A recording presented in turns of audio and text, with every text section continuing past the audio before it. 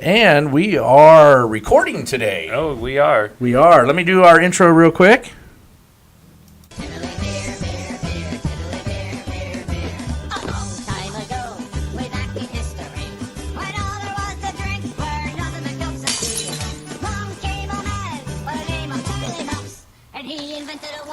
And he made it out of hops.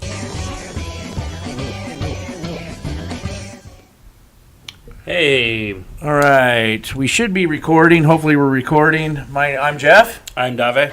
And we are beer drinkers with a Bible Fetish. We're doing our show a little bit earlier tonight. Yep. And we started it live. If some of you caught it earlier today, I'm going to post this live tonight at 9.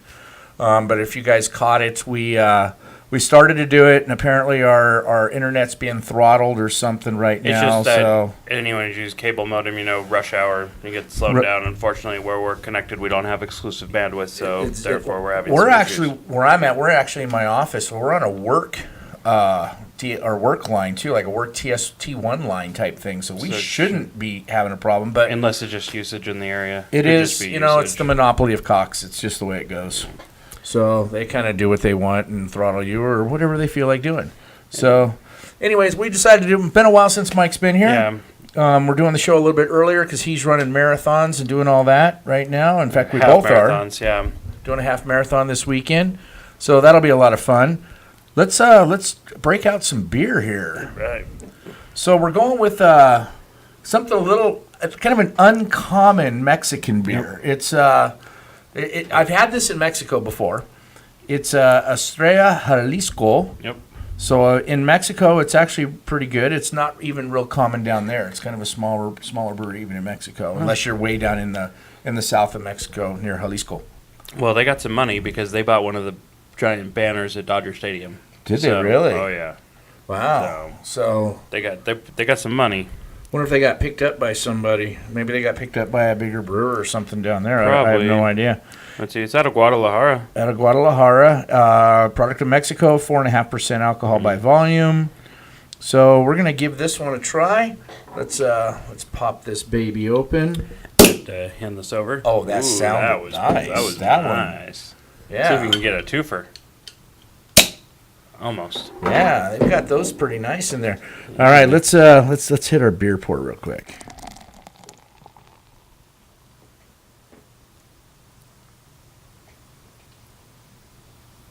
Cheers. Cheers. Like I said, I've had this beer before down in Mex. I had this beer at a golf tournament last year. Did you really? Actually, the Shriners Open. You know, When I went there, they had it. For Mexican beer, it's actually really good. I know. I enjoyed it. But So we haven't reviewed it on the show, so I figured we could. It was definitely something. I would almost say that's better than a Corona. I almost got to give that props better than a Corona. I don't know. I mean, how about you? First impression. First impression. Yeah, but I've always been a fan of Pacifico over Corona. So I mean, but that I prefer now Pacifico in Mexico is a whole lot better than Pacifico in America. Yeah, Coronas in Mexico are way better. Mexican beer in Mexico, period, is Well, better. it's because they use the water. Yeah. That everyone's afraid to drink. Yeah, exactly. Yeah, But it just makes it. And I think that's what it is about this. They've captured the taste of Mexican water in the States. maybe. Like if you it's got that extra flavor of dirty water. Maybe so. It's interesting. I've been going to Mexico, years and years since I was a kid. Used to go down there and surf a lot. And in Mexico, the beer, for the longest time, you always had to turn your bottles in. Right. You told me about that. Whereas now you don't do that anymore. They don't recycle like they used to. All the beer companies recycled their beer bottles. So you paid what you paid for the beer, for a case of beer, the deposit was almost the same as what you paid for the beer. I mean, it was that high of a deposit. Oh, because of the bottle. Because of the they bottles. need the bottles back. Because you want the bottles back, exactly. So you made sure that when you drank these things, you always, which I kind of liked, actually, because you didn't see bottles all over the street for that way. They always got turned back in. But this is the great thing about society today. They want everything clean and sanitary while they want you to recycle everything, but you can't have both. Yeah, exactly. Kind of strange how that works that way, doesn't it? And what was interesting is we used to laugh because we'd get these bottles, and they would have like soap scum lines Right, from the cleaning. from the cleaning solution that would be on her.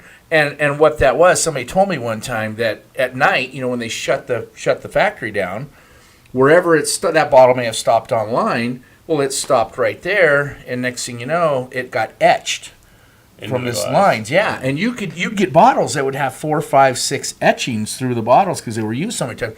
They were beat up. You can hardly read the labels anymore. But that added, I'm sure, to the flavor of It everything. really did. Because of It the was like- reusable glass. Those were some of the best ones. They were never clear like this. Yeah. You put Corona in a clear bottle, and you're never supposed to put beer in a clear bottle because of the light. They say that. But their bottles were no longer clear. They didn't have much clarity No, to those them after things being have been used. washed so many times. But as a brewer of beer, bottles aren't cheap. They're not cheap to actually buy. But in Mexico everything changed because even they noticed the Cokes last time we were there, they weren't recycling the Cokes. No, none of this stuff is, and the bottles aren't as thick as they used to be. And Yeah, it's all just cheap glass that it's imported probably from China because they can get it cheap now. probably Yeah. buy ultra cheap stuff, just like everywhere else, and they throw you can see the oxygen absorbing cap on there. They just use a standard old oxygen absorbing cap and bottle that thing up. So anyway, we're kind of light on news too. Yeah, so headline we caught today from over the weekend was research shows the Bible is actually easy to read and understand. In 2018. Not joking. That's how slow of a news day it is, Yeah. people. When you're talking about the Bible, and really, the Bible's easy to read, for the layman, do you really think the Bible's easy to read? Most people who even are theologians argue about what the Bible says. Well, what's funny is when you talk to lay people, they find the Bible very easy to read, and when you talk to theologians and people who are overeducated beyond their intelligence, Yeah. People like me, and you, because we Yeah. dissect things because we're Yeah, educated. We're educated beyond our intelligence. If we just looked at the Bible like a layperson, we'd probably enjoy life a whole lot more. It might be. That might be Yeah. the case. Take Yeah. the fun out of arguing over it, though. Yeah. Because it Yeah. is kind of fun to argue over. It is. It's pointless, and Paul tells us not to do it. But Yeah. Well, That's- it's still. what does Paul know? It's like today I was studying, I've been studying and working on a book, Revelation. Yeah. And as I sat and read it, there's even an argument about when the book was written. Based upon your view of Revelation, depends upon when the book's written. Every book is disputed about when it was written. Oh, this one's like disputed over a lot of time. I'm sure all of them are. If you really were to do a Yeah. study of each individual one, everyone would be like, well, actually, and I'm sure They'd probably argue who wrote it too, because Yeah. there's some arguments actually who wrote Revelation that it wasn't which John it was. right. So I mean, it's amazing that but then you go back to the first church and you read their stuff in the first church, what they wrote about it. It seems they would have known the most back then, but yet people want to change what they wrote and what they believe. But that's the thing. When I watched a bunch of lectures on church history, one of Yeah. the fascinating things one of the sources for knowing so much about the New Testament we know are the writings of the first century disciples. Yeah. That's one of the most valid sources. Now, you don't hear that from the pulpit from pastors because obviously they always go to authoritative documents, and the only authoritative document obviously is the New Testament. So Yeah. therefore they don't cite those sources. But then when you go through a church history class, and I want to read all the books and everything, I've bookmarked a bunch of them to go through. It's fascinating. You hear out of the mouth of the first century disciples and second century disciples, people who walked with Yeah. Peter and walked with Paul and walked with Timothy and walked with all these people who are named in Scripture, they're the people they were talking about. And Yeah. then their disciples who planted churches, they wrote just like we did today. They Exactly. wrote books and writings, and there's all these texts. And they were all, one of the most fascinating things I found about them are the books they quoted. Because those first century and second century disciples, the only books they quoted were the New Testament that we have today. Yeah. So when people, which is an interesting argument, because then when people try to say, well, the New Testament wasn't put together until Constantine, it's like, actually, no. Yeah. We know that those books were canon because of the first century and second century and That's previous what they were disciples. using. That's what they were using. And not just Exactly. using, quoting. Yes. They wrote actual books Yeah. where they quoted. And it's and it's funny because then when people are like, well, there aren't enough documents, yes, not of the New Testament. But if you were to go to all their writing, it's like today, right? All Yeah. these pastors write books and they all quote the Bible. And you can put the whole Bible together just off a library of probably 10 of the best pastors Same thing back then. You could probably take the 5, 6 first century disciples, and you probably put the whole New Testament together because he quoted it so much. Yeah, exactly. But yet, People today want to argue that, well, how come the Book of Thomas isn't in there? Right. They want to point to Which Constantine. one? Right. Well, yeah, that's the other thing. You read the Gnostics and you find out that there's more versions than just one of any said chapter or any said gospel, except for the ones that are in the canon. Exactly. And so there's all these little things that point to it that it's But those are the arguments that people try to use to try to, invalidate the Bible. Right. And it's been going on for centuries, and it'll continue to go on, and it's not going to stop. No, I completely agree. People will still argue it, and it's like it's what I'm writing about in Revelation. Some of the arguments I'm reading on the 4 views of it, some of them just go completely against even other writings in there, like Paul's writings. If you believe in this view, well, you just got to throw all Paul's books out then. Well, it depends on, you get into the interpretation of this, and then it breaks this, and then this, and this, and it gets all... So it is kind of crazy how some of these views just, they'll start conflicting. Somebody comes up with a new view, and it conflicts what was going on now. The new view about, and I'm going to call it new, because in relative timeline it is, and that's the rapture. The rapture of before we go through tribulation that, we're all just going to disappear someday and be driving your car and whoop, everybody's gone. Look around. Everybody Because, it would suck, though, to be the guy that's left behind. If you think about it. But not necessarily, because if you believe in that theology, then you have a second chance. And if that's you true. know, then and you better... You better do something then the next time. It's like all the books and movies that are made, like all those people that are left behind. Yeah. But they're on their knees repenting. Bam! Exactly. I'm good now, Jesus. I see the light. I see the light. Because everybody just disappeared on me. So all those people that said, I see it. I see it. I'm on my knees. Save me, please. Exactly. Next time around, man, just bring me up for the second time. Listen, I get it. It's 7 years of hell, but hell, it's better. I got it. I see it. Exactly. I'm gonna do it. Well, could you imagine though that all of a sudden that you're these movies that I think that's what scares most people about it too, is they see these movies and about it and it just scares the shit out of everybody, or you actually read it and it scares the crap out of you. I mean, that's the problem with so much of Christianity today. It's been fear-based, right? Like fear-mongering. It's the whole fire insurance, like repent or die. Yeah. And it's like, no, the whole point is discipleship, not... Like, granted, repentance is part of discipleship and you need to repent of your sin. Like, that's a thing. I'm not saying not to, but so much today is just raise your hand, get saved so you don't go to hell. And then they skip over and gloss over all the discipleship aspects. You got something in your nose? I do. What do you Bullshit! There you go. Yeah. And that one lingered for a little bit. It did. Yeah, that kind of held on. Yeah. That one didn't want to go away. It was a bigger one. Yeah, it was.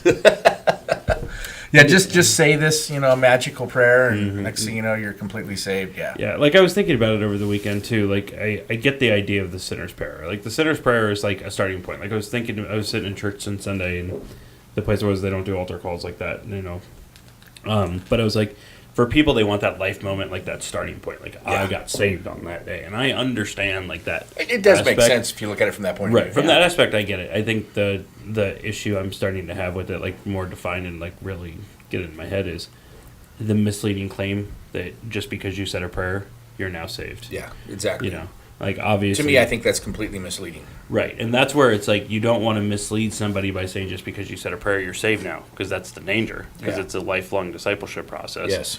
But at the same time, you want to give someone that starting point, because we are creatures of beginnings and starts, and you see that throughout the Bible. We could find like starting points, where God changed the name of Abram to Abraham. Like there was a moment, like there's certain moments of change. So I understand it, but it's that misleading factor where there's so many people now who think, well, I said a prayer when I was a kid, so therefore I'm saved. And it's like, no. Yeah. And likewise, you have the opposite side of the Calvinist, who, I won't even say the Calvinist, but the hardline, predestined person who's just like, well, if you're saved, so you don't need to do anything. It's like, whoa. Yeah. Whoa. Yeah. So we're going a little too far on the other side. Yeah, let's throw that on that point of view. Let's take somebody like Jeffrey Dahmer. who now he repented at the end of his life, so they say. Right. But let's say he never did. And if you're a hardliner like that says, well, if he was already predestined to be saved, really? I mean, here's a guy that maybe said a prayer as a child. He could have. We don't know. Maybe he was raised in the church, so he said this magical prayer, and next thing you know, he's killing people and eating little kids. Yeah, and there is Yeah. there is the aspect of someone turning from their ways later on in life and realizing what they did and repenting and still being saved. Obviously, the man on the cross next Yeah, to Christ, exactly.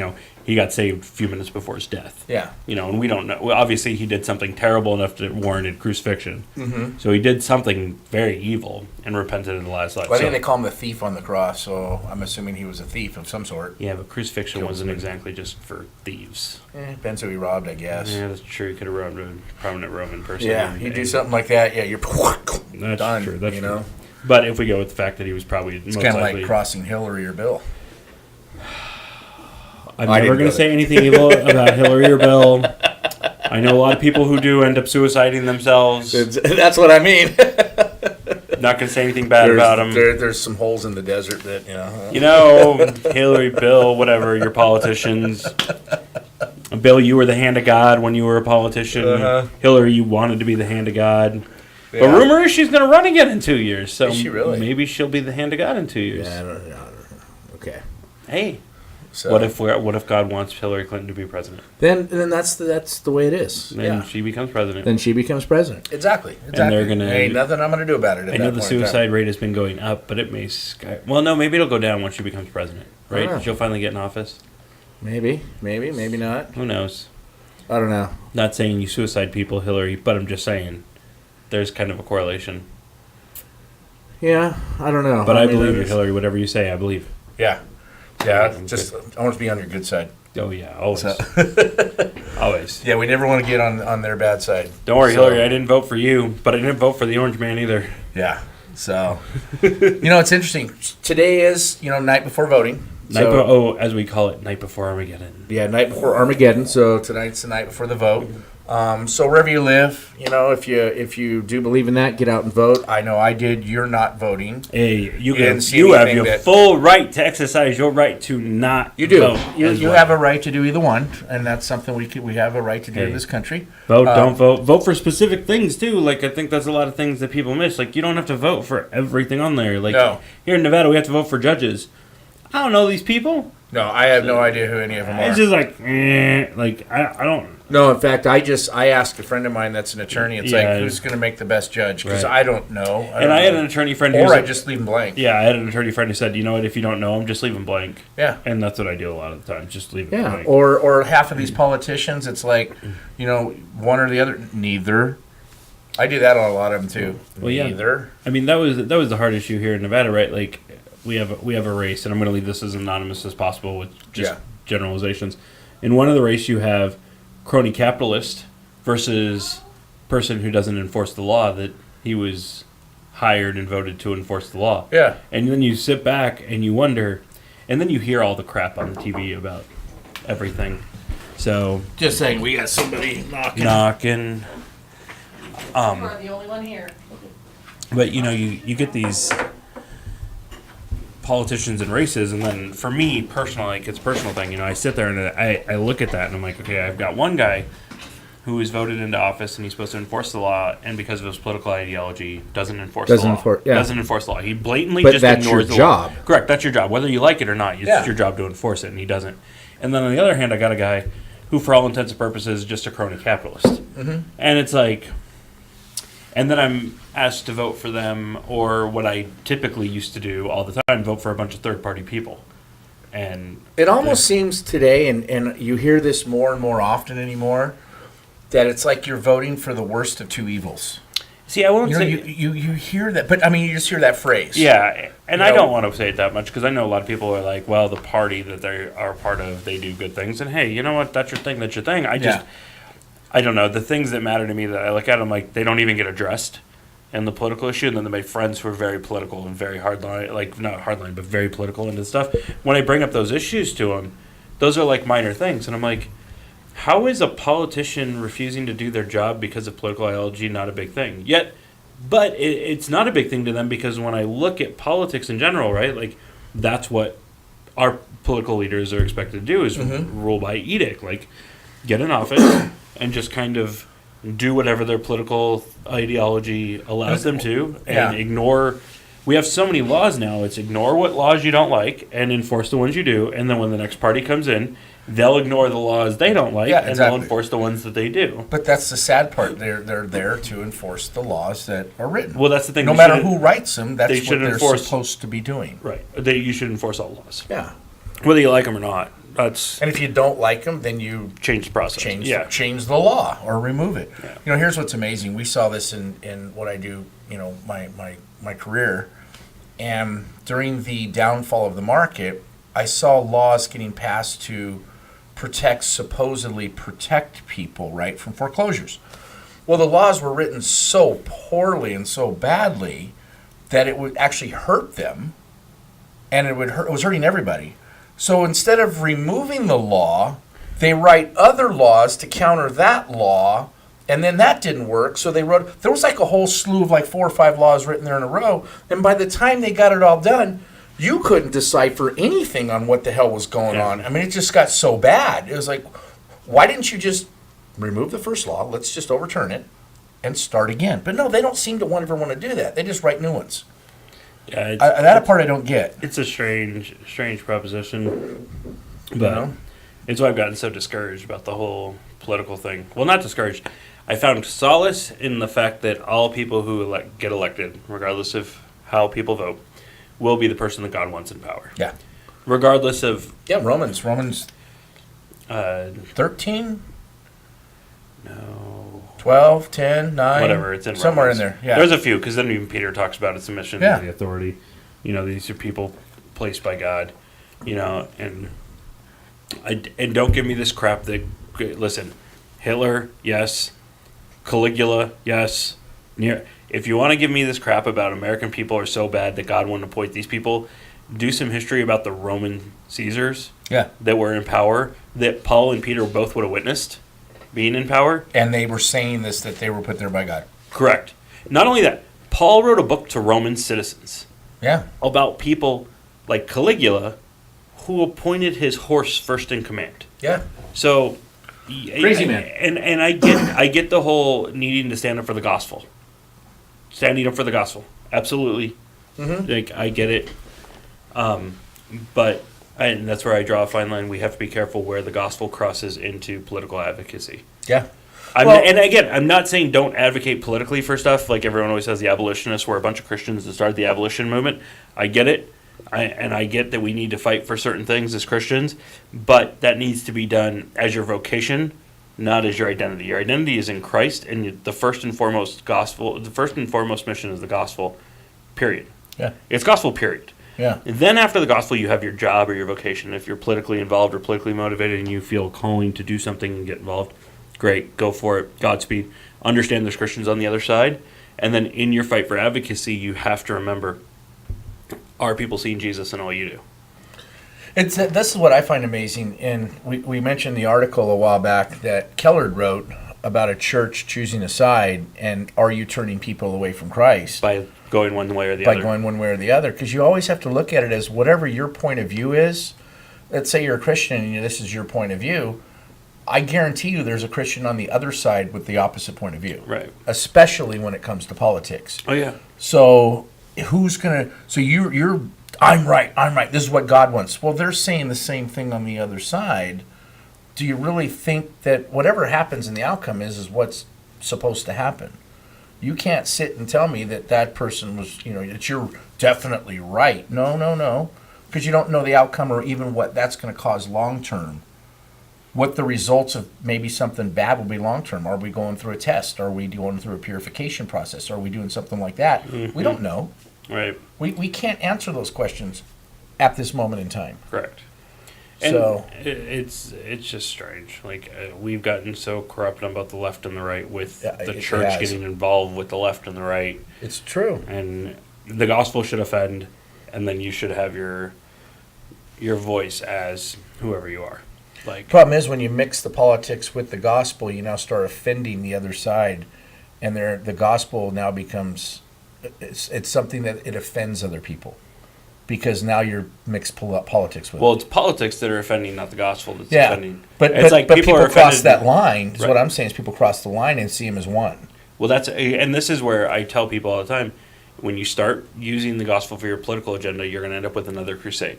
Yeah, The problem with the Crusades is they use the gospel for a political agenda yeah, instead of it just being a political agenda.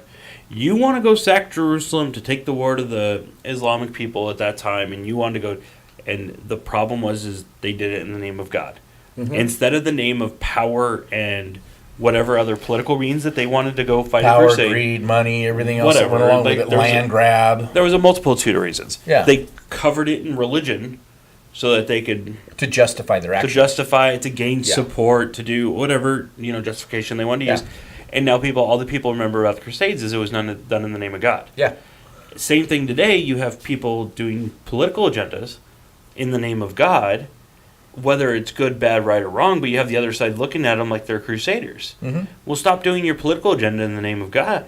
Yeah, I think about the only, and that's the funny thing about slavery. Slavery was done as a human right, even though it was done by a bunch of Christians. The interesting thing I find about the abolitionist movement, I never hear abolition was done in the name of God. I heard abolition was done because it was the right thing to do. Yeah. Abolition was the right thing to do, right? Like, Yeah. abolition needed to happen.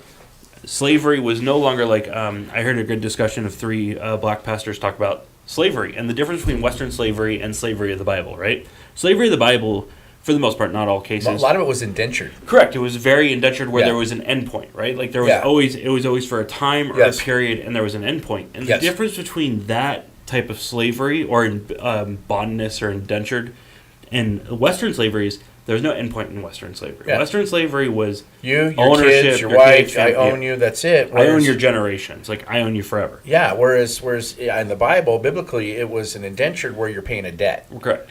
And You know- you could go into indent. You could sell could your choose kids. to do a debt. Mhm. Basically, it was you're choosing a labor to pay off a debt. Correct.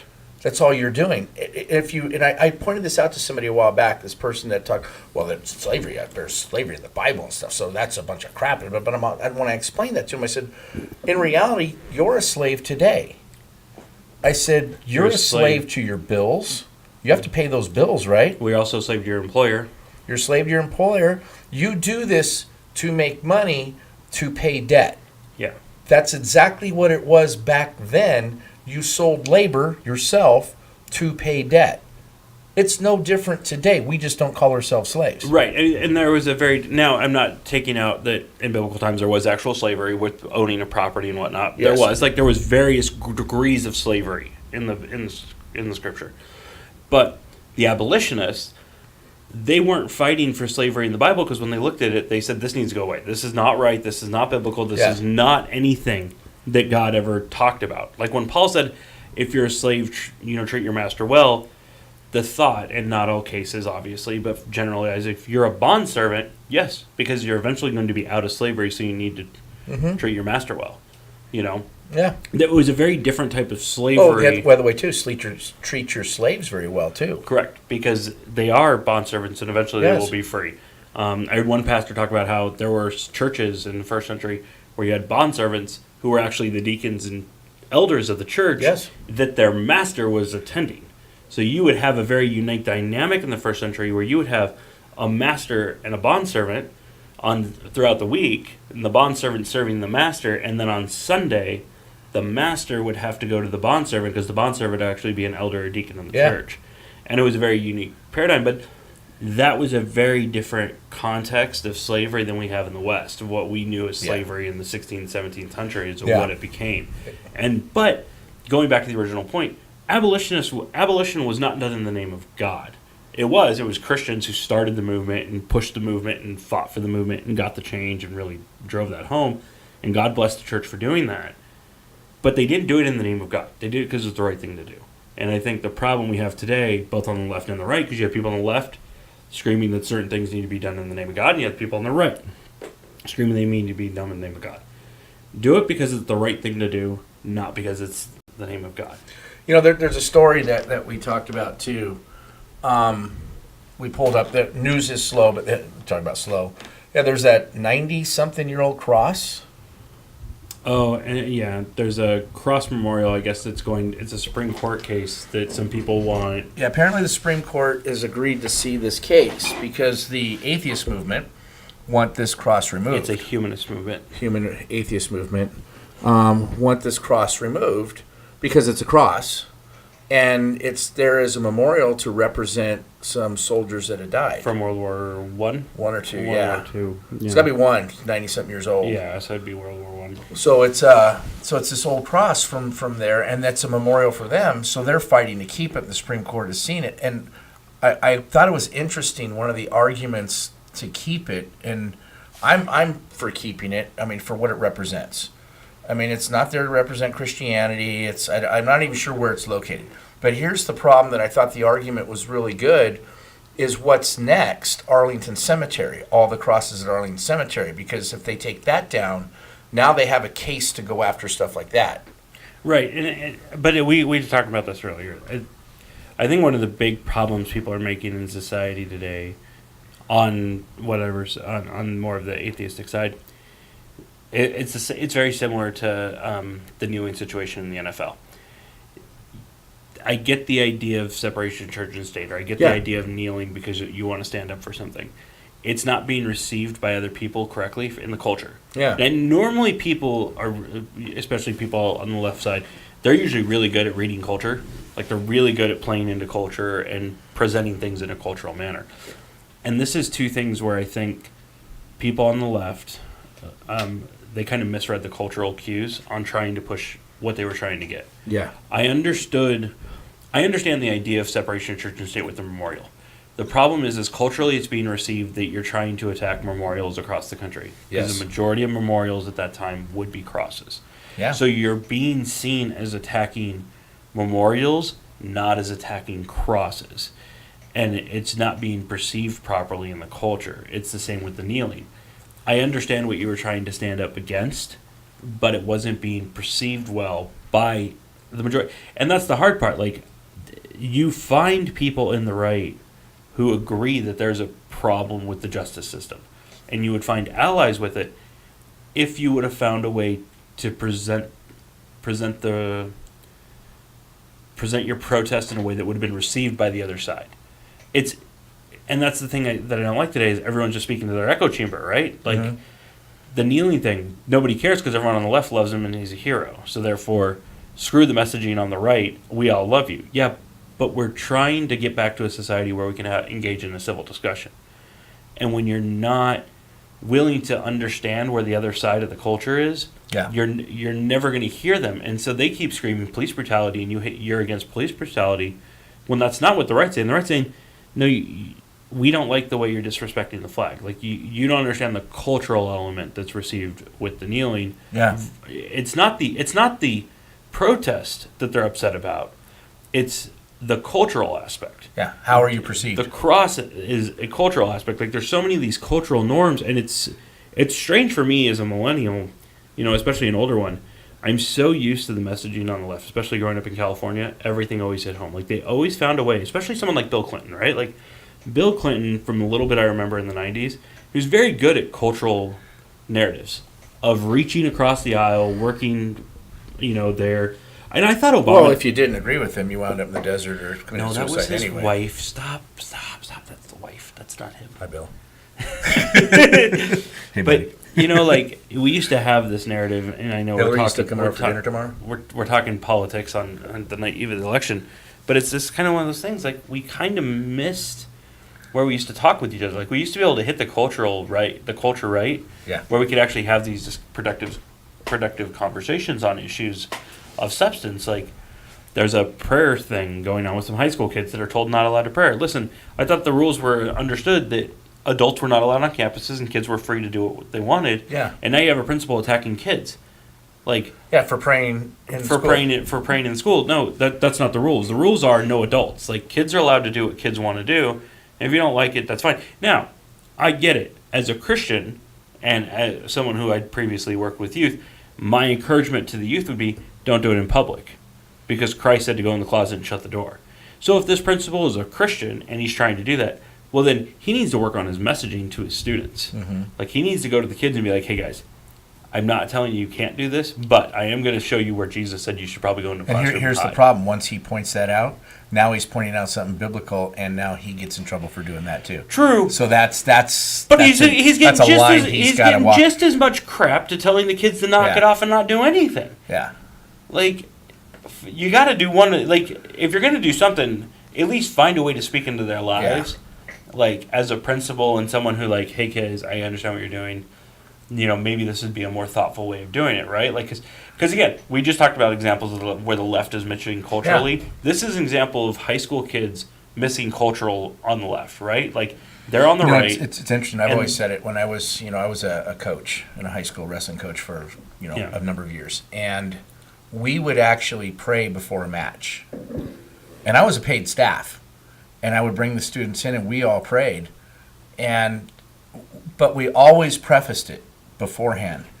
If your belief is not in any of this belief, or you have a separate belief, or you want to pray something different, please feel free to do so. Yeah. But if you want to pray with us, You can join us. you can join us. And Yeah. we would do that. And personally, I thought that was the better way of doing it because I was not there to offend anybody. I don't want to do it. And every kid actually would pray with us.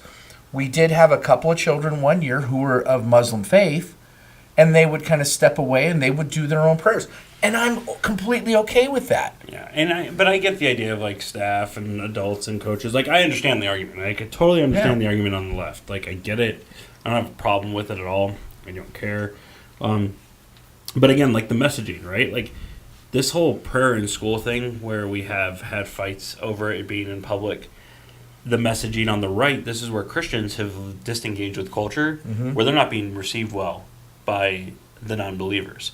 And to me, that's more of a bigger deal than all the political stuff. Like, when Christians lose messaging with culture and they're not being received well, where they don't know how to frame their argument, where they don't know how to engage with culture, like, that's a problem because Paul says to be all things to all people. Yep. And now we're just speaking to echo chambers and we're turning people off. We're not doing what Keller said. You got people in the pulpit who are turning off people on the other side of their aisle. They are. You got conservatives preaching, if you're not a Republican, then you're going to hell. And then you have liberals preaching that if you voted for Donald Trump, you're going to hell. Yeah. The only reason you're going to hell is because you don't have God's free gift of salvation. Yeah. Like, let's get that You're not clear. living in faith. I don't care what side of the political aisle you are. The only reason you're going to hell is two things. Blasphemy against the Holy Spirit, because it's the only unforgivable sin, or you never accepted the free gift of God's salvation. Like, that's pretty much how you go to hell. Mm-hmm. I don't care who you vote for. I don't care if you voted for Obama, who everyone thought was the Antichrist. That doesn't send you to hell. I don't care if you voted for Trump. Yeah. That doesn't send you to hell. Well, I've heard he's the Antichrist now too. Oh, possibly. I think Hillary probably will be next. I think whatever the next president will be the Antichrist too. Exactly. I think so too. Yeah, I think every single president. Whether the right or left wins, the other side's going to say they're the Antichrist. Yeah. But no matter what, they're the Antichrist. Your political views aren't going to send you to hell. No. Like, that's not going to send you to hell. And when I hear people equivalate that in their language, it's like and to hear the church split over political issues. What I think's funny too is people who they throw the Antichrist out there so all over the place. Like everybody's the Antichrist. The actual Antichrist probably come out and say he is one. So, eventually you will know he is. No, but he could come out and say, you know what, I am, and it would be a joke because. Yeah, he probably could. And you'd just be joking. There's so much that's got to happen before any of this happens anyway. That people are just throwing shit around and they don't even understand. I don't think most people never read the damn book. Well, no, most Christians haven't read the Bible. Yeah. I miss the good old days when Calvinists would just argue with Armenians, and we would argue with Lutherans, and we could argue with the Catholics. Yeah. We just had our own little infights. Yeah. Now we got to argue who's the Antichrist. I preferred the infant baptism. That argument instead. That's more fun. Because I say baptism's not even really necessary. Oh, hey, listen. But if shout out to Lutheran Memes on Facebook. Go check them out. They're memes on infant baptism against people who don't agree with infant. Classic. What's it say? Oh, they've got all sorts of them. Do they? Because they quote scripture where it says baptism saves. Yeah. And so they'll pull like, so you believe this text, and they'll like quote a verse like that you believe word for word, but you don't believe that baptism saves. Like they'll just take pot shots and little cheap shots. It's hysterical, and it's funny because like they won't touch infant baptism for like months, and then all of a sudden like for like 2-3 days solid, they've got, it's like they save them. It's like whoever does this page is like a hardcore Lutheran. He just like savors them. Like he makes them, and then he waits for like 3 days, and it's like every hour for like 3 days straight. It's like bing, bing, bing, bing, bing, bing, bing, bing, bing, bing, bing. You're just like inundated on your feed. I'm just like infant baptism, just mocking people. It's hysterical. Talking about memes, I'm going to pull our meme up real quick right now. In honor of our memes. In honor of the stupidest holiday of the year, daylight savings time. You consider that a holiday? It's pointless at this point. Let's just get rid of it. Daylight savings? Oh, I agree. I think we should get rid of it too. Do I consider it? Okay, it's not a holy day, but what else do you call it? It's a pointless waste of time. Yeah, I mean, changing your clocks. Yeah. Right, so here we go. And there she is. So you gain an extra hour.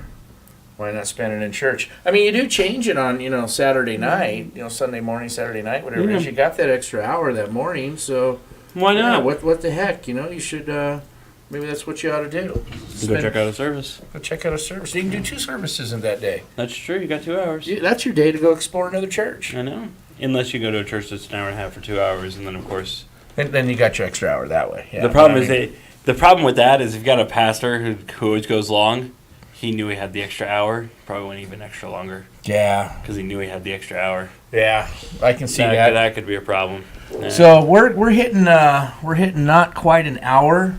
We're doing a recording, so there wasn't a whole lot tonight really to report on news. We just got the voting and a little more political tonight, I guess. Yeah, I mean, we are on Sunday running a half marathon.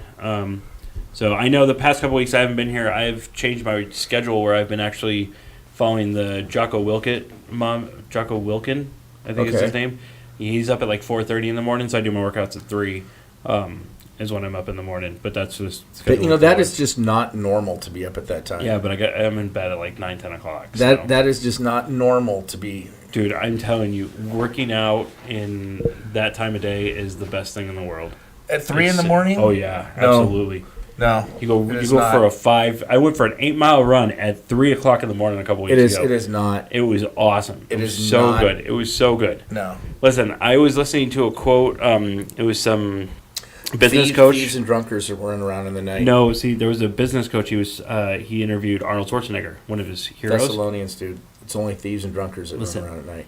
He interviewed Arnold, and Arnold, he does his routine. Every morning he's up at 4 in the morning. Okay, so he's not up at crazy, like he's not up at 3, but he's up at 4. By 7 a.m., he's got a 2-hour workout. He's had breakfast. He's read for 2 hours, and he's already starting his day. I mean, think about that, though. For the average person, he has done more in those 3 hours than the average person does in an entire week. Yeah. But it's been inspiring. And then, like, I followed this guy, Jocko. I mean, he's up at 4:30, so I'm pushing it. The other week I was so mad.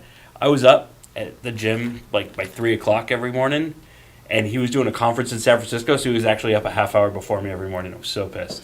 I was like, hell yeah, I'm going to get on Instagram, and I'm going to beat this fool, and there's his watch half hour before me. I was like, son of a bitch.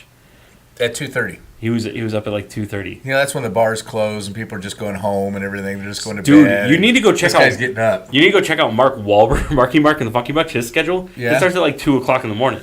Now granted, he's in bed at 7 a.m. or 7 p.m. at night. PM. Yeah, okay. So he's up and he starts his day at like 2:30. And that's just it. I mean, you either way, you're going to get the same sleep. Yeah. So are you being productive at the end of the day, doing reading, doing type of this stuff at the end of the day, or are you doing it first thing in the morning? Like, I'll spend a couple hours, or an hour or two at night reading. That's my reading time. That's when I do it. So it kind of depends upon, I think, your schedule. Yeah. I'll read and write at night. So I enjoy it then. And that's something I do before I go to bed. Yeah, I prefer just doing it all in the mornings, like getting up and getting that fresh start, get going. So it's been interesting, though, because by the time noon hits, like my noon is most people's like 4 o'clock in the afternoon, just because I've been up for so damn long. Yeah. So, but it's been great, like running that early. So, but that's why I haven't been here, because I can't. Getting out of here at 10:30 that doesn't suffice for waking up at 2:30 or 3 o'clock to go for a run in the morning. Yeah, So I can see that. But most people are up at 9 o'clock watching podcasts and stuff. a lot of people are. Yeah, Yeah, that's the best time to do slowly something. turning into my bedtime now. Yeah. Like, You know, I did that for a while. I was doing that where we were at the gym. Wife and I, we were going to the gym at 4:30, so we were getting up at 4. yeah. You know, 3:45, 4 o'clock is when we were getting up. We went through a stint in our life that season where we did that for a while. And then eventually, you know, we started going to the gym at 6, but we were going to bed at that time at 9 o'clock. You know, by 8:30, 9 o'clock, you're getting tired, you're going to bed. So either way, it's either you get up early and you're still getting the same amount of sleep. It No, all I know, depends and when you want to do it. I think for me, it's also having a baby. Baby's up at 5:30, 6 o'clock every morning That'll change, So, though, too. as they get older. yeah. But, I mean, for now, it just works out. Like, that's when she's up. So Yeah. I just get up As a she couple gets hours. older and everything else, that'll all change, too. No What if way, she's a man. teenager? You can't even get her out of bed. No way. I'm getting my kids. They're going to be on that 5 a.m. schedule. I'm going to get those beds that pop up and drop the kids into the floor. You're dreaming now, dude. Oh, so my dad used to run in my room. He would literally, like, if it was time to get up in the morning, a teenager, you know, he'd get up at like 7. So we'd get up at like 7 in the morning on a weekend or something because he'd make breakfast. And if you weren't getting up, and of course I'm a teenager, I don't want to get up. I want to sleep till noon. Right. So he'd come in the room and literally pick my bed up while you're sleeping and drop it. So all of a sudden you have this dream that you're just like falling through the air and slamming. And then he would yell, "Rise and shine," and run out of the bedroom. That's how he woke you up. I'm sure that's how you get CPS called on you today. Yeah. Can you imagine something like that nowadays? Oh, man. He did what? You can't be doing that. Hey, just pick the whole bed up, the mattress, drop it. Oh, my God. So I just remember getting woke up many times like that. Oh, I'm sure. And then yelling "Rise and shine" as he's running out of the room. So Rise and That shine was and my give dad. God the glory, rise. and you could tell he was shine. laughing as he was Oh, running I'm off. So he's laughing his ass See, off. and this is so. great. Like, if I can keep this schedule going to wake my kids up that early when they hit high school and they have friends over for a sleepover, it'll be great. They'll be walking in the morning when I'm waking up to go to the gym. Talk about a scary. You better be home by 4. Uh-huh. Actually, you better be home by 3:30. Why? Your dad leaves for the gym at that time. Guys, I Because gotta you get will home. get caught. Yeah. Guys, I gotta get home. Why? My dad's up in 5 minutes and out the door. What kind of crazy fool is he? He's at the gym at 3 in the morning. Yeah, getting jacked, Yeah. and juicy. Jack and juicy as fuck. Shout out That's to awesome. Matt, Robert Frank. Yeah. Oh. All right. All right, guys. Hey, let's do a little rating on this beer. Some Estrella Jalisco, importada de Mexico. Out of Guadalajara. Yeah. So Since 1910. I will tell you this one. The first initial impression was great. Mm-hmm. I think as I sat and drank it, it's definitely got the Mexican skunky beer taste to it. Once it got warm. Yeah. Yeah, especially once it started to get a little warmer sitting here, it was Oh, yeah. definitely getting that skunk. I You know agree. that Mexico beers are famous for that skunk taste. It was definitely starting to get that taste to This it. is that- something that needs to be drank cold. And Yes, like, it's- and cold. It's got to be like in a frosty Mm-hmm. mug because you definitely, I don't think, want to drink this stuff that warm. No. You know, unless you're really into that skunk type of beer taste. Hey, to its credit, it's not Tecate. No, because that's cold, warm, no matter what. And I like Tecate. I like the darker Tecates. They're Dude, very good. But You told me about soaking my carne asada in Tecate when I do my taco yes. platters. Yeah. Shout out. He recommended this. If you ever have like a taco party and you get like those metal trays with the little heat burners underneath, Yeah. you chop all your carne asada up, like really good marinade, chop it all up, put it in there. This is how you keep it warm. This is key. Cook all your carne asada early. Like you cook it the day before if you want and put it in the fridge. Put it out there the next day, put the warmer on there. Tecate. Just get a 40 and just keep the Tecate flowing in there. And the Tecate soaks into that carne asada. Yeah, keep it from drying out and gives it great flavor. But it keeps the marinade flavor. Yes. Like, that was the thing that got me the first time I did it. Like, I was very hesitant and very leery of doing it with Tecate. And he's like, straight up cheap. Don't buy Corona. Don't buy Pacifico Tecate. So I did it. And, man, I thought it was going to ruin the flavor of the marinade. Not at all. The flavor of the marinade in the carne asada at, like, 8 o'clock that night versus at 2 o'clock when I put it in there.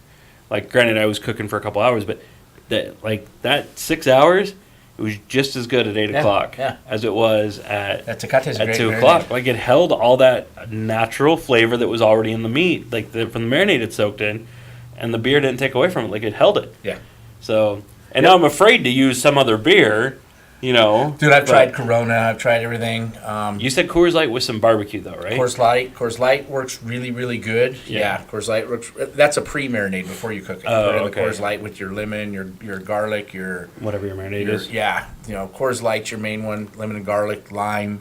You know, marinate your meat in that and Yeah. overnight, and then cook it. That's great carne asada marinade. Nice. But then to keep it from when it's starting to dry out, yeah, you put that Tecate on Oh, it at yeah. that point, and that keeps it going. Beer makes a great marinade. Beer just works good for everything. Beer just good.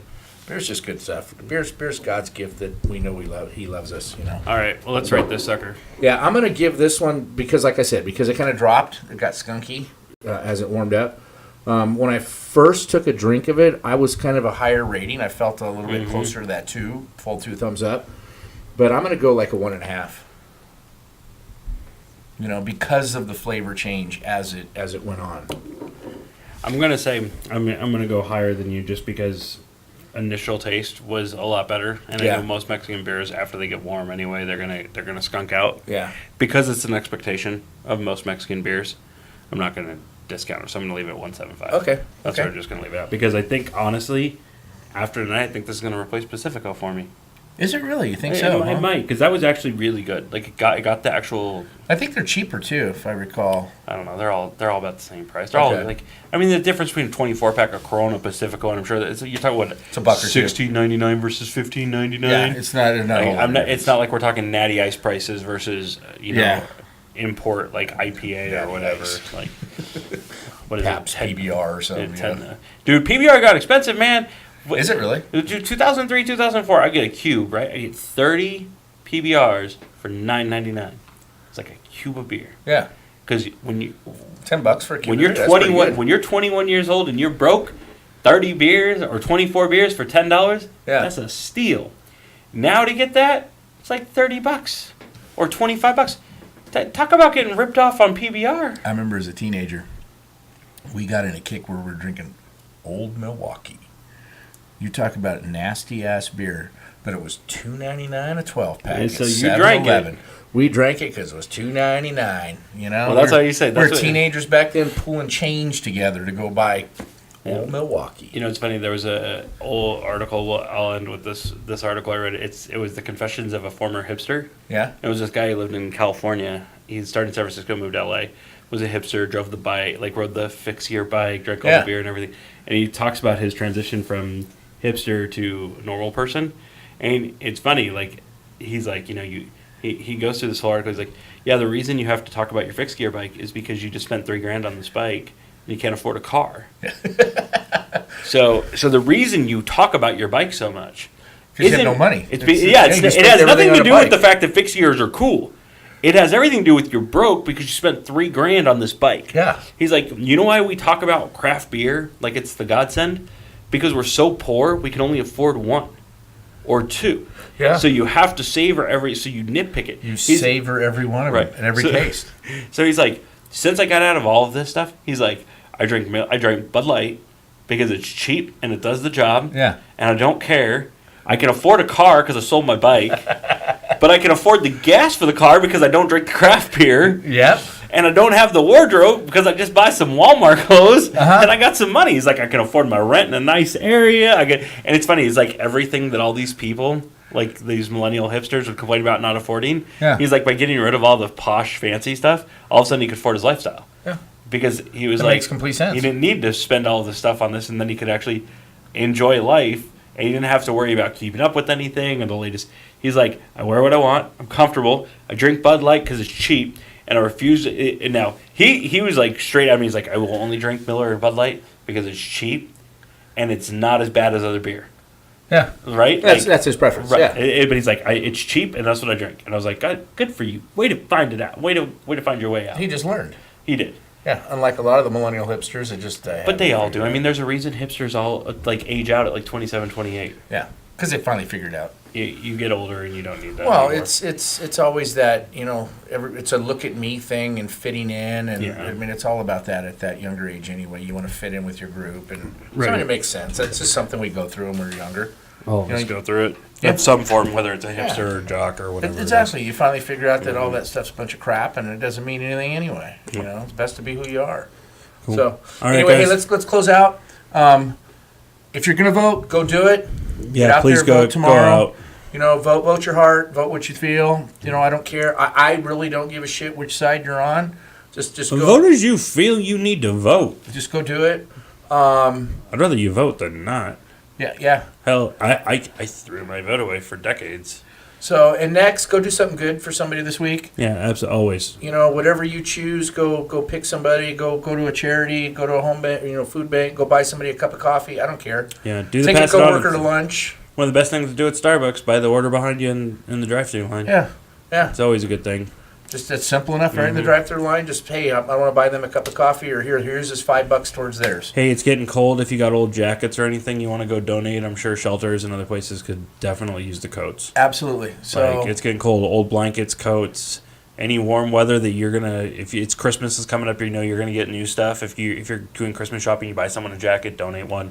yeah, Let's get those Oh, out. Walmart's got dirt cheap jackets. I bought jackets. They're nice Heck, jackets. yeah, go for buy like $10. go buy some new ones and donate them to shelters or something where they need, or call the shelters, see what they need, what they're looking for. I'm sure even like the inner city schools, I'm sure they're always taking donations for kids that need coats and shoes and stuff. Yeah, you can throw it in the lost and found at a school. It's like, oh hey, yeah, I found a jacket. Yeah, I don't know whatever. if the lost and found will go to them, but I'm sure if you called the school, they have some form of need. You would think so. Most communities now they have that kind of stuff where they have needs because they have the backpack drive. They know students that are in need. So Yeah, exactly. I'm sure you could call and donate a cut. Like that's a great idea. Actually, go to Walmart and pick up some jackets and shoes. I'd call school first. Like call your local school district and be like, hey, is there any place I can donate like shoes or warm weather for some kids that are in need? Yeah, And I'm exactly. sure And there's I'm sure plenty. the school will get it out to them. Yeah. So they'll know which kids need it. Heck, all the women's shelters that are in your city, they're always women and children.